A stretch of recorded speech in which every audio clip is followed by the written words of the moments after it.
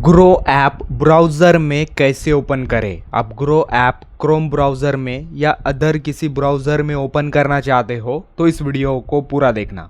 इसके लिए browser open करना है, फिर सर्च ऑप्शन पर क्लिक करना है, देन यहाँ ग्रो सर्च करना है। सर्च करने के बाद ग्रो का ऑफिशियल वेबसाइट शो होगा, इस पर क्लिक करना है। देन जैसे आप क्लिक करोगे फिर कुछ इस तरह का इंटरफेस आएगा। ऊपर राइट साइड, यहाँ पर ऊपर right side 3 dot option show होगा, इस पर क्लिक करना है। फिर स्क्रॉल करके नीचे आओगे तो नीचे डेस्कटॉप साइड ऑप्शन शो होगा, इस पर क्लिक करना है। फिर क्लिक करने के बाद कुछ इस तरह का इंटरफेस शो होगा।